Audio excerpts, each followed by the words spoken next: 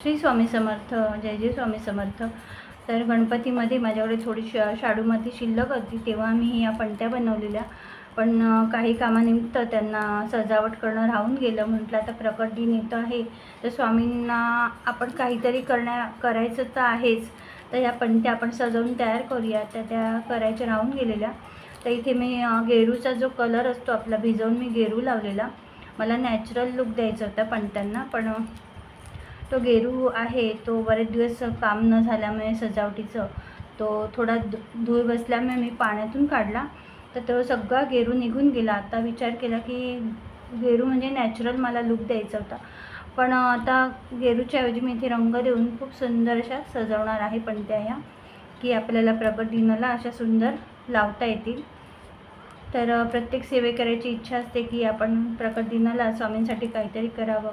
तर स्वामींना ज्या काही गोष्टी आवडतात त्या जरी केल्या तरी खूप असा आनंद मिळतो. ही सुद्धा एक स्वामींची सेवा होते. तर स्वामींना जे पदार्थ आवडतात, बेसन लाडू, बेसनाचे पदार्थ बनवू शकता तुम्ही, करंजी, कडबोळे. स्वामींना फळं आवडतात, तर तुम्ही फळं पण प्रकट दिनाच्या दिवशी स्वामींना ठेवू शकतात, वेगवेगळी फळं. त्याचप्रमाणे स्वामींना आसन बनवू शकता, वस्त्रमुकुट, लोड बनवू शकता. स्वामींना चाफ्याचे हार बनवू शकता, वेगळ्या फुलांची माळा बनवू शकता.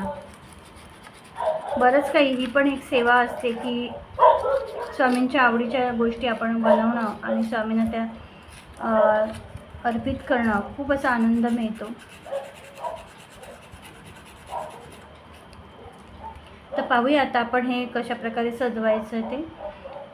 तर अशा स्वामींना आवडणाऱ्या गोष्टी आपण केल्या तरी ती पण एक सेवा होऊन जाते.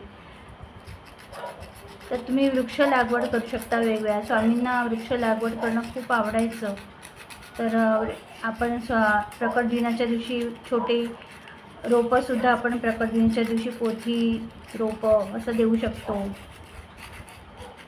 तर पहा, असे सुंदर आपण आता सजवण्याचा प्रयत्न करणार आहोत. तर बघूया आता कसे बनवता येईल आपल्याला पणत्या सुंदर.